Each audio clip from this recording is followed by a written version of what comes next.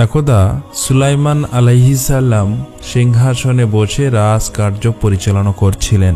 এমন সময় তিনি উপরের দিকে তাকিয়ে দেখলেন পক্ষীকুলেরা তার মাথার উপর পাখা মেলে ছায়াদান করছে, কিন্তু এদের মধ্যে তার প্রিয় হুদহুদ পাখিটি অনুপস্থিত। তখন তিনি হুদহুদের খোঁজ নিলেন, কোথাও তাকে পাওয়া গেল না। হযরত সুলাইমান আলাইহিস সালাম হুদের উপর রাগান্বিত হলেন এবং বললেন, হুদহুদ বোধহয় পালিয়ে গেছে, না হয় সে বেঈমান হয়ে গেছে। তাকে পেলে আমি জবাই করে দিব, না হয় তাকে সময়োচিত শাস্তি প্রদান করব। এই কথা বলে তিনি একাব নামক এক দৈত্যকে হুদহুদের খোঁজে প্রেরণ করলেন। একাব অতি দ্রুত পথ চলতে আরম্ভ করল। কিছু দূর গিয়ে হুদহুদের সঙ্গে তার সাক্ষাৎ হলো। তখন একাব শাহেনশাহের রাগের কথা এবং তাকে তার খোঁজে পাঠিয়েছেন এই বলে হুদহুদকে জানিয়ে দিল। হুদহুদ তখন বলে উঠল, আমি এক সুখবর নিয়ে এসেছি, যাতে শাহেনশাহ আমার সাথে আদৌ রাগ করবে না। একাব জিজ্ঞেস করল, ভাই কি খবর? হুদহুদ তখন বলল, সে খবর শাহেনশাহের নিকটে গিয়েই বলবো, চলো আমরা সেখানেই যাই। উভয়ে একত্রে শাহেনশাহের দরবারে এসে পৌঁছালো। হুদহুদ শাহেনশাহের সম্মুখে গিয়ে একগাল হাসি দিয়ে বলল, হে শাহেনশাহ, আমি এখন এক নতুন শুভ সংবাদ নিয়ে আপনার নিকটে আগমন করছি। তা যদি আপনি শোনেন অবশ্যই আপনি খুশি হয়ে যাবেন। হযরত সুলাইমান আলাইহিস সালাম হুদহুদের বক্তব্য শুনে রাগ করলেন না। তিনি ঠান্ডা মাথায় হুদহুদকে জিজ্ঞেস করলেন, কি সংবাদ নিয়ে এসেছো? দ্রুত আমার নিকট তা বর্ণনা করো। হুদহুদ তখন বলল, হে মহারাজ, আমি অল্প সময়ের জন্য আপনার সিংহাসনের বাইরে গিয়ে দেখি আমার এক জাতি বন্ধু উড়ে যাচ্ছে। তখন আমি তাকে ডাক দিলাম। সে ডাক শুনে আমার নিকটে আসলো। তখন তার সাথে দীর্ঘদিনের পুঞ্জীভূত ভালোবাসার আদান প্রদান হলো। তারপরে আমি কোথায় থাকি, সে কোথায় থাকে, এই বিষয়ে আমরা কথা বলা শুরু করলাম। তারপর সে আমাকে জিজ্ঞেস করলো আমি কোথায় থাকি। তখন আমি আপনার রাজদরবারের কথা বললাম। সে আপনার রাজদরবার সম্পর্কে কিছুই জানে না। তখন আমি বললাম, তুমি কোন রাজ্যে বসবাস করো, যেখানে হযরত সুলাইমান আলাইহিস সালামের রাজত্বের কোনো খবরই রাখে না? সে বলল, আমি এমন এক রানীর রাজ্যে বসবাস করি যে অত্যন্ত রূপবতী, দয়াবতী ও আরাম প্রিয়। তার রাজ্যে যত প্রজা আছে সকলেই অতি আরামে জীবনযাপন করছে। তার সিংহাসন বিশাল ও অত্যন্ত সৌন্দর্যমণ্ডিত। হীরা, জহরত, পান্না, মুক্তা ইত্যাদি মূল্যবান পাথর দ্বারা সুসজ্জিত। এক শহরের অধিকারী। স্বর্ণ ও রূপ্য দ্বারা তৈরি তার সকল দরজা জানালা। তখন আমি বললাম, তোমার রাজ্য সম্বন্ধে হয়তো আমাদের শাহেনশাহ হযরত সুলাইমান আলাইহিস সালাম অবগত নন। যদি তিনি অবগত থাকতেন তাহলে অবশ্যই তার অধীনতা স্বীকার করে রানী বিলকিসকে রাজ্য পরিচালনা করতে হতো। তখন আমার বন্ধু বলল, চলো আমার সাথে, আমাদের রানীর সুন্দর সুসজ্জিত রাজ্যটি একবার দেখে আসবে আমার সাথে গিয়ে। তার প্রস্তাব শুনে প্রথমে আমি যেতে চাইলাম না। তখন আমার বন্ধু পাখিটি বলল, সবাহে দত্তের একমাত্র রূপসী কন্যা সাবা রাজ্যের রানী বিলকিস বেগমকে একবার দেখে এসো। তিনি কতটা রূপের রানী এবং কত শক্তির অধিকারিণী, তা না দেখলে তুমি কখনোই অনুমান করতে পারবে না। আমি আমার বন্ধুর মুখে তার এই ধরনের প্রশংসা শুনে তাকে দেখার জন্য রওনা হয়ে গেলাম। দীর্ঘ সময় পথ চলার পরে সাবা রাজ্যের রাজধানীতে গিয়ে পৌঁছালাম। সেখানে গিয়ে রাজমহলের এক দেয়ালের উপর বসলাম। তখন আমি রানী বিলকিস বেগমকে দেখলাম। তিনি অপরূপ সৌন্দর্যের অধিকারিণী। তিনি কুমারী, অত্যন্ত মূল্যবান বিরাট এক সিংহাসনের উপবিষ্ট। আমি তার রূপ দেখে মুগ্ধ হয়ে গেলাম এবং শাহেনশাহের বিবি হিসাবে রানী বিলকিসকে পাওয়ার জন্য আমি রব্বুল আলামিনের কাছে ফরিয়াদ করতে লাগলাম, হে শাহেনশাহ, হযরত সুলাইমান আলাইহিস সালাম এখন আমার পুরস্কার দিন। আমি এমন পুরস্কার চাই যা আমার বংশানুক্রমে এক সম্মানের প্রতীক হিসাবে চিহ্নিত হয়ে থাকবে। হযরত সুলাইমান আলাইহিস সালাম হুদহুদের কথা শুনে বললেন, তুমি যা বলছো তা যদি সত্য হয় তাহলে অবশ্যই তুমি এর পুরস্কার পাবে, কিন্তু এর পূর্বে তুমি সত্যবাদী নাকি মিথ্যাবাদী এটা আমি যাচাই করে দেখব।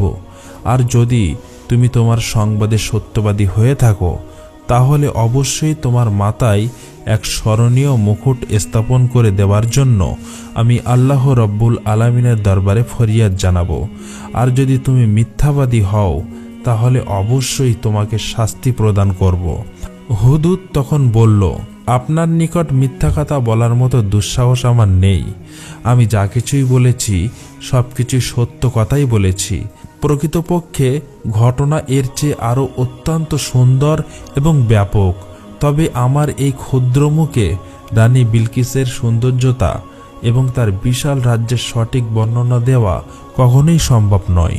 তবে হে আল্লাহর নবী, একটা বিষয় এমন আছে যা ঘৃণা করা যেতে পারে, আর সে বিষয়টি হলো এই: রানী বিলকিস এবং তার প্রজাবিন্দু সকলেই সূর্যের পূজারী।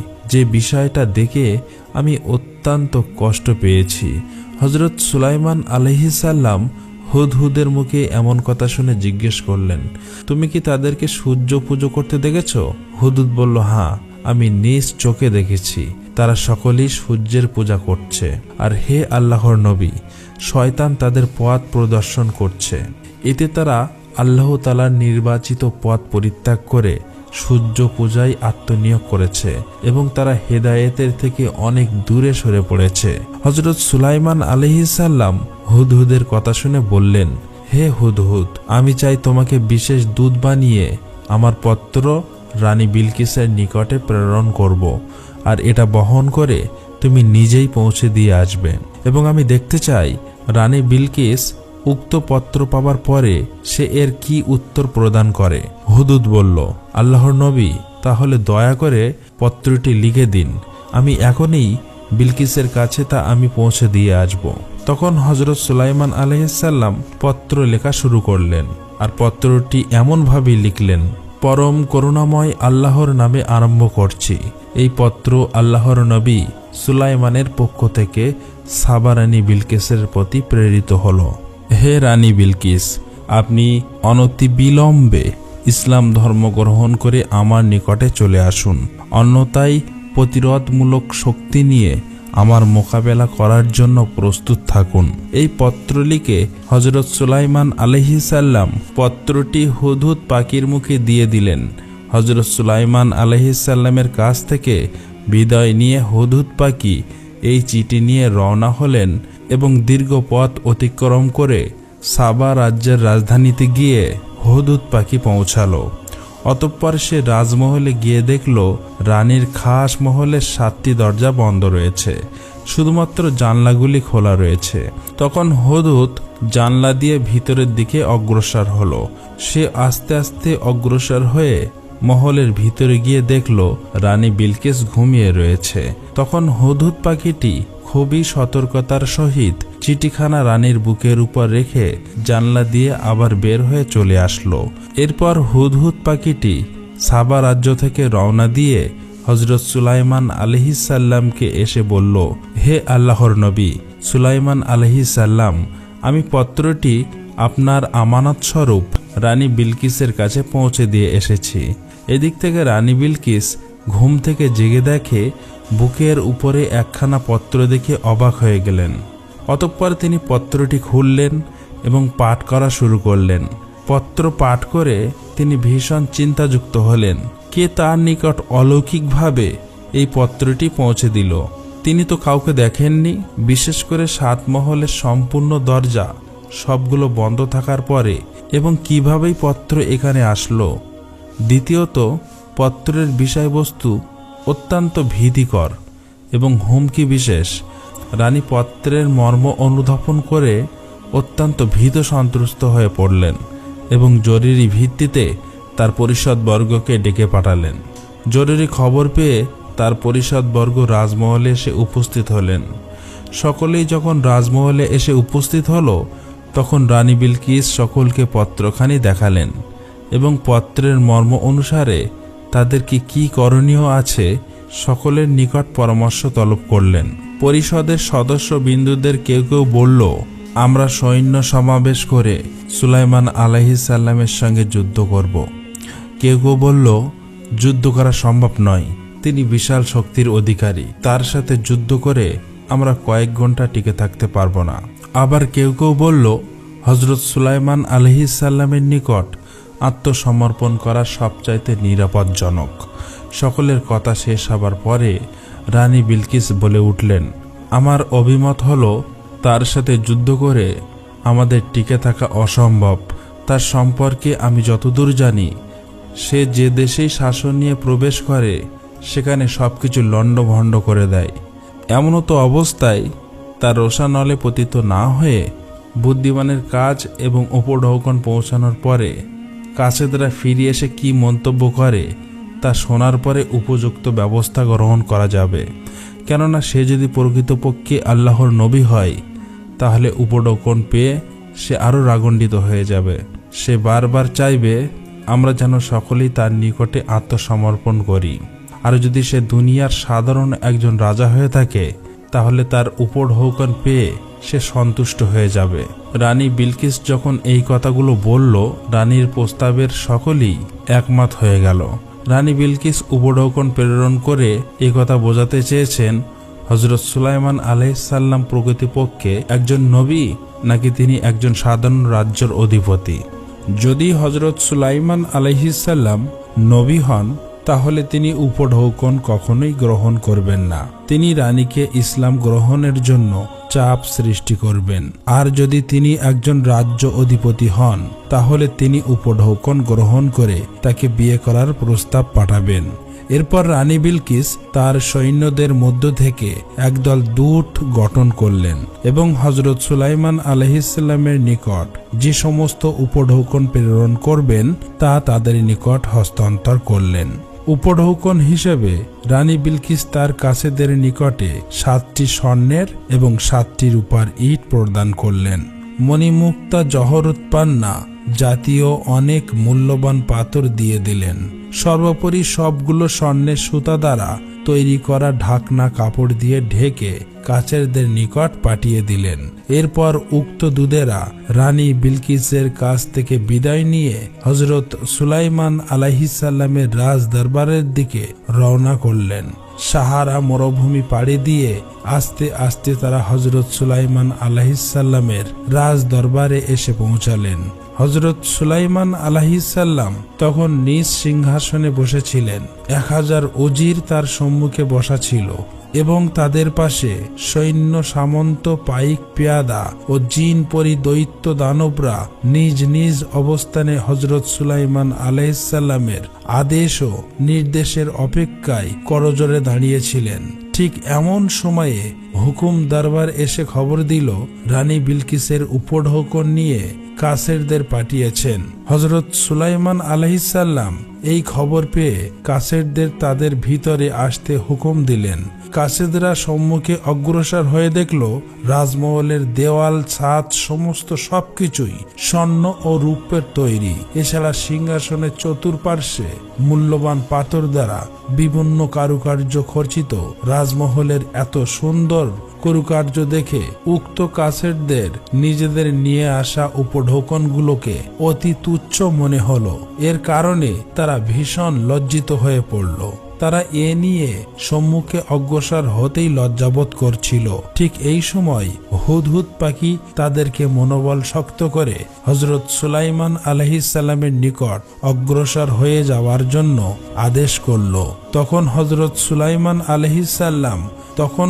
সুলাইমান আলাইহিসসালামের সম্মুখে এসে যথাযথ সম্মান প্রদর্শন করল এবং হজরত সুলাইমান আলাইহিসসালামের নিকটে উপঢৌকন সমূহ পেশ করল। হজরত সুলাইমান আলাইহিসসালাম এ সকল উপঢৌকন দেখে বললেন, তোমরা কি আমাকে উপঢৌকন দিয়ে খুশি করতে এসেছ? এর চেয়ে আমার আল্লাহ আমাকে অনেক বেশি দিয়েছেন।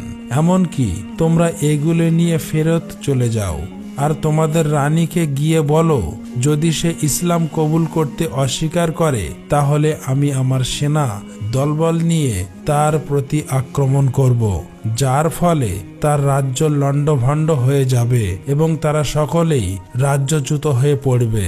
কাসেদরা হযরত সুলাইমান আলাইহিসসালামের দরবার থেকে বিদায় নিয়ে আস্তে আস্তে রানী বিলকিসের দরবারের দিকে রওনা হলো। রানী বিলকিসের কাছে এসে হযরত সুলাইমান আলাইহিসসালামের সকল মন্তব্যগুলো জানালো। তার পাশাপাশি হযরত সুলাইমান আলাইহিসসালামের দরবারে শান শওকতের কথা সবিস্তারে বর্ণনা করল। তখন রানী বিলকিস বললেন, তিনি আমার চেয়ে অনেক বড় সম্রাট এবং অনেক বড় শক্তিশালী। তার সাথে যুদ্ধ করার মতো আমার এবং আমার দেশের কেউই রাখে না। তবে হযরত সুলাইমান আলাইহিসসালামের উপরে ঈমান আনা কখনোই উচিত হবে না, বরং তিনি আসলেই আল্লাহর নবী কিনা যাচাই করার জন্য তার পক্ষ থেকে কিছু মুজিজা আমাদের দেখে নেওয়া উচিত।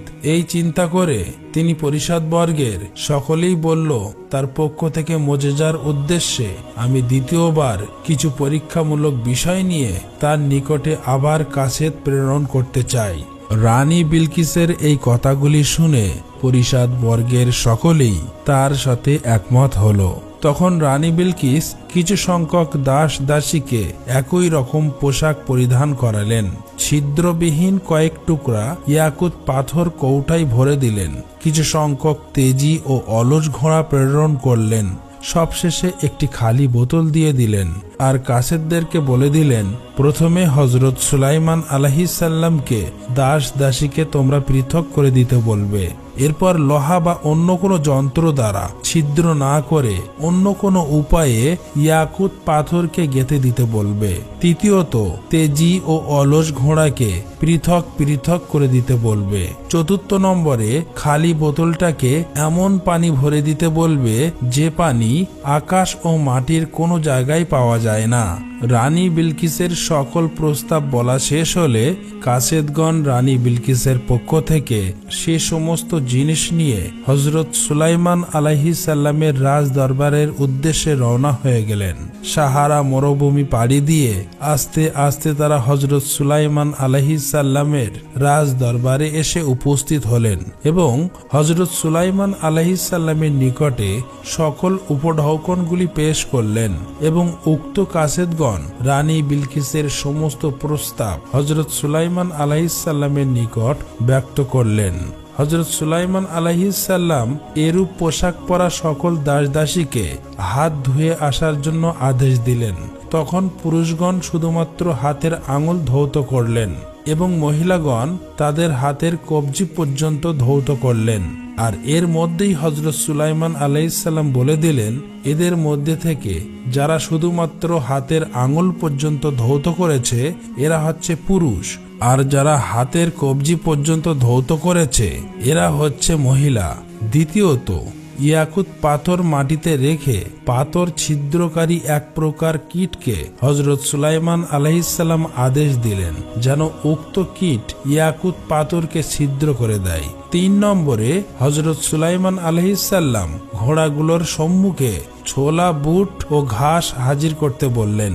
দেখা গেল অলস ঘোড়াগুলো তাড়াহুড়ো করে ছোলা বুট খেতে আরম্ভ করলো এবং তেজি ঘোড়াগুলো একটু অপেক্ষা করে ঘাস খেতে আরম্ভ করলো। তখন হযরত সুলাইমান আলাইহিসসালাম তেজি এবং অলস ঘোড়ার পার্থক্য দেখিয়ে দিলেন। এরপর হযরত সুলাইমান আলাইহিসসালাম উক্ত খালি বোতলটিকে আনতে বললেন।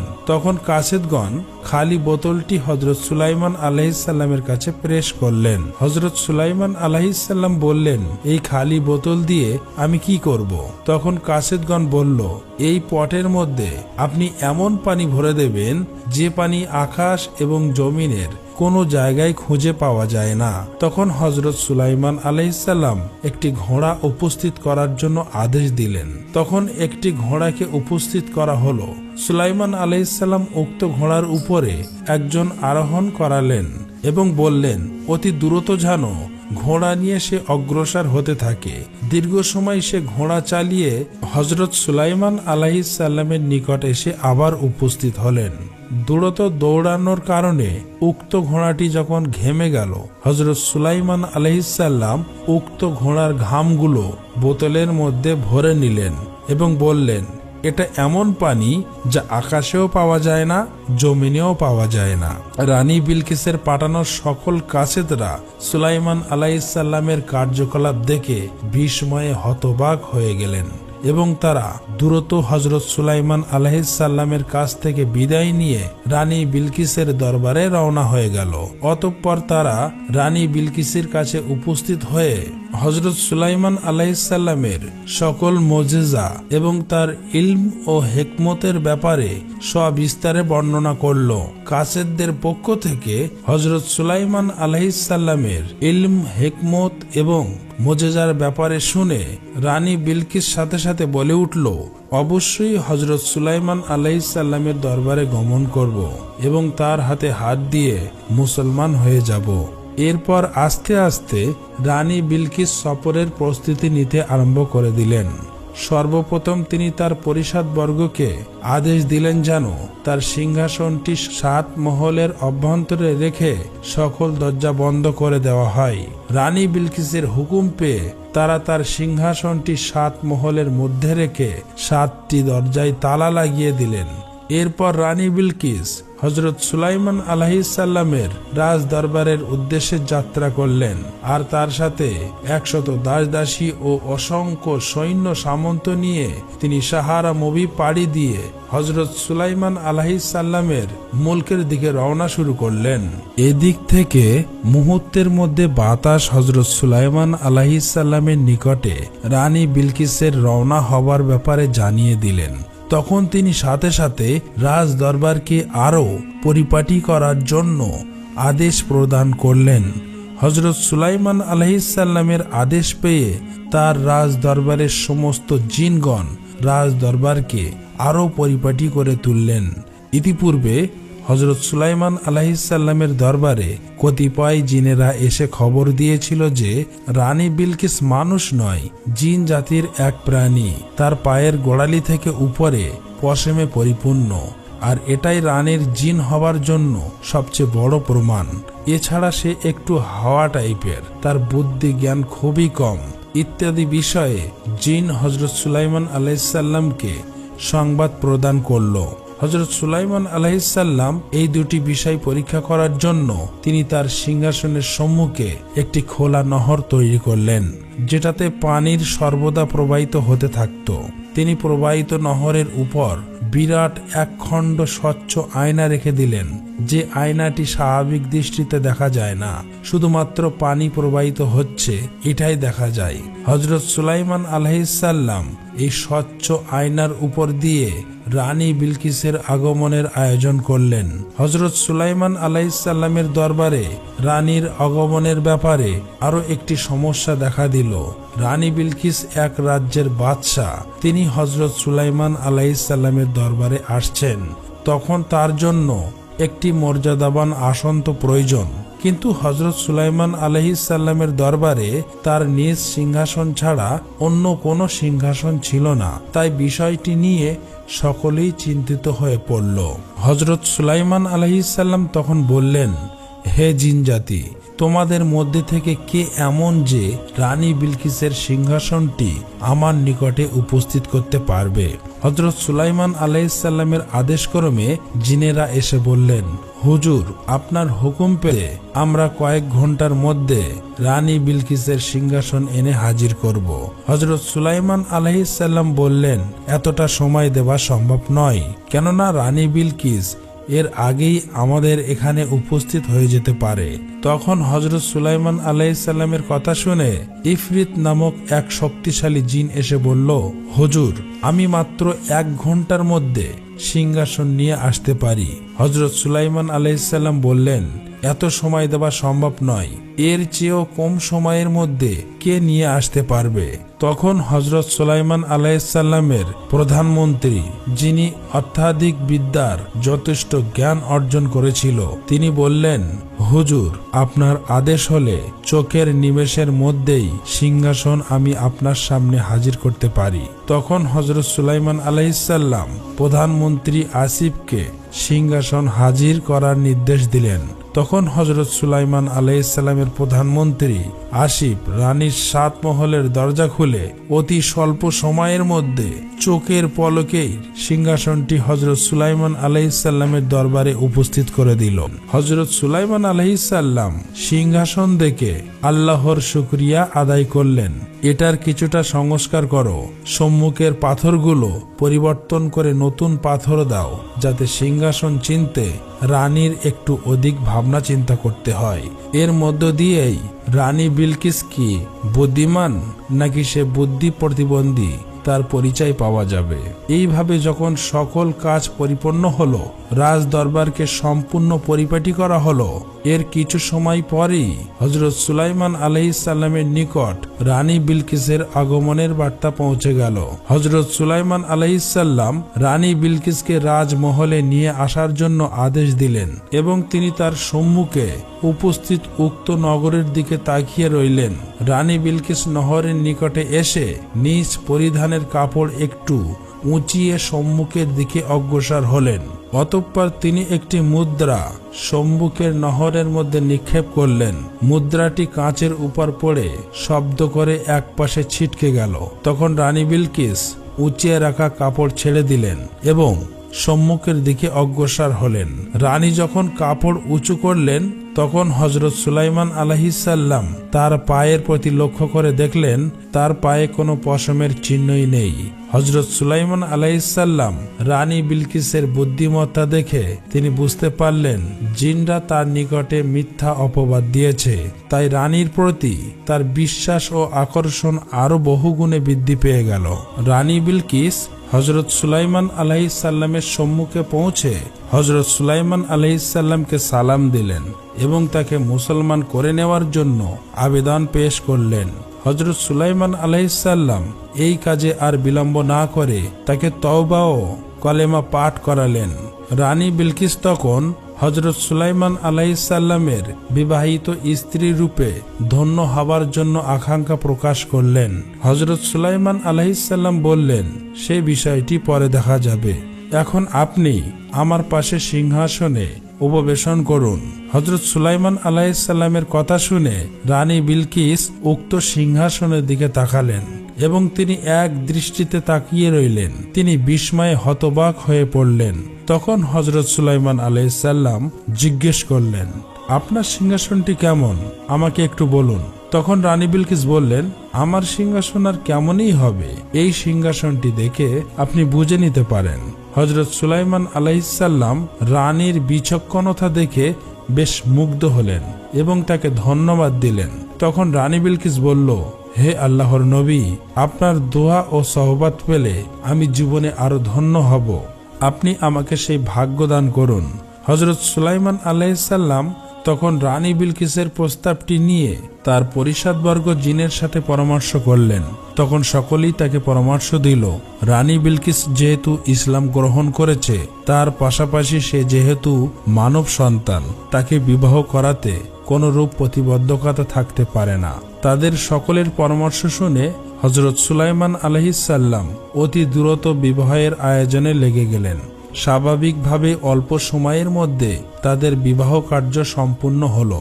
হযরত সুলাইমান আলাইহিসসালামের পরিষদবর্গ, তার উম্মত এবং সকল লোক হযরত সুলাইমান আলাইহিসসালাম এবং রানী বিলকিসের মধ্যকার বিবাহ খুব সুন্দরভাবে উপভোগ করতে লাগলো। হযরত সুলাইমান আলাইহিসসালামের স্ত্রীর সংখ্যা ছিল ইতিপূর্বে 300 জন, এখন হলো 301 জন, আর তার রাজমহলের বাদী সংখ্যা ছিল 700 জন। সব মিলিয়ে সর্বমোট 1000 ছিল ঘরোয়া মেয়ের লোকের সংখ্যা। তিনি যখন অন্দরমহলে যেতেন তখন সকল স্ত্রীগণ সম্মুখে দাঁড়িয়ে থাকতেন এবং বাদীগণ তার পিছনে দাঁড়িয়ে থাকত। তাদের মধ্যে থেকে রানী বিলকিসকে হযরত সুলাইমান আলাইহিসসালাম সব থেকে বেশি সম্মান দিলেন। রানী বিলকিস যখন তার নিকটে আসতেন তখন অন্য সকল স্ত্রী ও বাদীরা দূরে সরে যেত, যাতে করে হযরত সুলাইমান আলাইহিসসালাম ও রানী বিলকিস দুজনেই অধিক সময় আনন্দ উপভোগ করতে পারেন। হযরত সুলাইমান আলাইহিসসালাম যে রাত্রে স্ত্রীর নিকট গমন করতেন, সে রাতে এক এক করে 1000 স্ত্রীর সাথে তিনি মিলন করতেন। কোনো বৈষম্য বা পার্থক্য তার নিকটে ছিল না। আর এটাই ইসলামের শাশ্বত বিধান। হযরত সুলাইমান আলাইহিসসালাম রানী বিলকিস এবং তার অন্য স্ত্রীদেরকে নিয়ে সুখে শান্তিতে দিন কাটাতে লাগলেন। হযরত সুলাইমান আলাইহিসসালামের যুগের অধিকাংশই জিন ছিল হযরত সুলাইমান আলাইহিসসালামের তাবেদার। বাকি কতকগুলো ছিল বেঈমান, কতক ছিল মুশরিক, আর কতক রাষ্ট্রদ্রোহী পলাতক ছিল। হযরত সুলাইমান আলাইহিসসালাম প্রায় অন্যায়কারীদেরকে ধরে এনে বিচার করতেন। পলাতক ও রাষ্ট্রদ্রোহীদেরকে ধরার জন্য জিনদের মধ্যে গুপ্তচর ছিল, সেনাবাহিনী ও নিরাপত্তা বাহিনীও ছিল। তারা পালাবদল করে ক্রমে ক্রমে অপরাধীদেরকে খুঁজে বের করে হযরত সুলাইমান আলাইহিসসালামের দরবারে বন্দী করে নিয়ে আসতেন। একদা রানী বিলকিসের অনুরোধে হযরত সুলাইমান আলাইহিসসালাম তাকে নিয়ে সিংহাসনে আরোহণ করে সমুদ্র যাত্রা করলেন। বাতাসে তাদের সিংহাসন নিয়ে বহু দেশ সফর করে এক গভীর ও দিগন্তহীন সমুদ্রের উপর স্থির হয়ে দাঁড়িয়ে থাকল। রানী বিলকিস প্রাণ ভরে সমুদ্র দৃশ্য অবলোকন করলেন। অতঃপর বাতাস তাদের সিংহাসন এক বিশাল দ্বীপে নিয়ে আসলো। সেখানে তারা অবতরণ করলেন এবং প্রাকৃতিক সৌন্দর্য মণ্ডিত গাছপালা, নহর, ঝর্ণা ও পর্বতমালা দেখলেন। হযরত সুলাইমান আলাইহিসসালাম ও রানী বিলকিস সেখানে পৌঁছানোর পরে জিনেরা কয়েক হাজার রাষ্ট্রদ্রোহী পলাতক জিনদের হযরত সুলাইমান আলাইহিসসালামের নিকট হাজির করলেন। হযরত সুলাইমান আলাইহিসসালাম তাদেরকে মৃত্যুদণ্ড প্রদানের সিদ্ধান্ত গ্রহণ করলেন। তখন রানী বিলকিস তাদের জীবন ভিক্ষার জন্য হযরত সুলাইমান আলাইহিসসালামের নিকটে আবেদন করলেন। রানী বিলকিসের আবেদনের কারণে হযরত সুলাইমান আলাইহিসসালাম বললেন, এরা দীর্ঘদিন যাবৎ আমার বিরুদ্ধে ষড়যন্ত্র করে এসেছে, এদের কোনোই ক্ষমা নেই। তবে তুমি যদি তোমার দায়িত্বে এদেরকে অনুগত মুসলমান করে দেখাশোনা করতে পারো তাহলে এদের জীবন ভিক্ষা দিতে পারি। রানী বিলকিস তখন সকল জিনদের নিকট অঙ্গীকার নিয়ে তাদেরকে মুসলমান করে নিজ তত্ত্বাবধানে নিয়ে গেলেন। এ জিনেরা সারা জীবন রানী বিলকিসের আজ্ঞাবহ হয়ে থাকলো। হযরত সুলাইমান আলাইহিসসালাম সেখান থেকে সফর শেষ করে রানী বিলকিসের সাবা নামক রাজ্যের দিকে আস্তে আস্তে রওনা দিতে শুরু করলো। রানী বিলকিস সহ তখ্তে সুলাইমান নিয়ে হযরত সুলাইমান আলাইহিসসালাম সাবা রাজ্যে এসে উপস্থিত হলেন। হযরত সুলাইমান আলাইহিসসালাম সাবা রাজ্যে পৌঁছানোর পরে সেখানে দীর্ঘ সময় অবস্থান করলেন এবং তার রাজ্যের সবকিছুই ঘুরে ঘুরে দেখলেন। সর্বশেষ হযরত সুলাইমান আলাইহিসসালাম সাবা রাজ্যের সকল অধিবাসীদেরকে ইসলামের তালিম দেন এবং মুসলমানদের অন্তর্ভুক্ত করে নেন। এছাড়া সেখানকার প্রশাসন বিভাগের কর্মকর্তাদেরকে ডেকে ইসলামী আইন অনুসারে রাজ্য শাসনের পরামর্শ দেন এবং জাবর কিতাব অনুসারে দেশ পরিচালনার লক্ষ্যে অতি শীঘ্রই একটি শিক্ষা প্রতিষ্ঠান গড়ে তোলার নির্দেশ প্রদান করেন। এছাড়া মানুষকে পরিশ্রমী ও আদর্শবান করে গড়ে তোলার উদ্দেশ্যে দেশব্যাপী কিছু প্রশিক্ষণ কেন্দ্র খোলার পরামর্শ দেন। এছাড়া আরও প্রয়োজনীয় বহু বিষয়ে তিনি দিক নির্দেশনা প্রদান করেন। এরপর হযরত সুলাইমান আলাইহিসসালাম সাবা রাজ্যে রানী বিলকিসকে রেখে তখ্তে সুলাইমান নিয়ে আস্তে আস্তে নিজ দেশের উদ্দেশ্যে রওনা দেন। হযরত সুলাইমান আলাইহিসসালাম বিভিন্ন শহর, নদ নদী, সাগর ইত্যাদি পাড়ি দিয়ে আবার নিজ দেশে এসে উপস্থিত হলেন।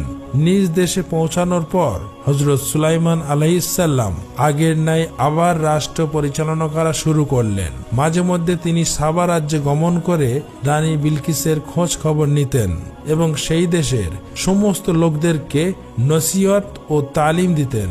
হযরত সুলাইমান আলাইহিসসালাম এইভাবে আল্লাহ রাব্বুল আলামিনের হেদায়েতের বাণী জাবুর কিতাবের দাওয়াত নিজ দেশ ও এবং অন্য সকল রাষ্ট্রে প্রচার করলেন। হযরত সুলাইমান আলাইহিসসালাম এভাবেই অক্লান্ত পরিশ্রম করে নিজ দেশ সহ অন্যান্য সকল রাষ্ট্রে ইসলামের প্রচার প্রসারণ করলেন। সকল মুসলমানকে জাবর কিতাব অনুসারে ইসলামের ছায়ায় একত্রিত করে অবশেষে আল্লাহর নবী সুলাইমান আলাইহিসসালাম আল্লাহ পাক রব্বুল আলামিনের ডাকে সাড়া দিয়ে এই পৃথিবী ত্যাগ করেন।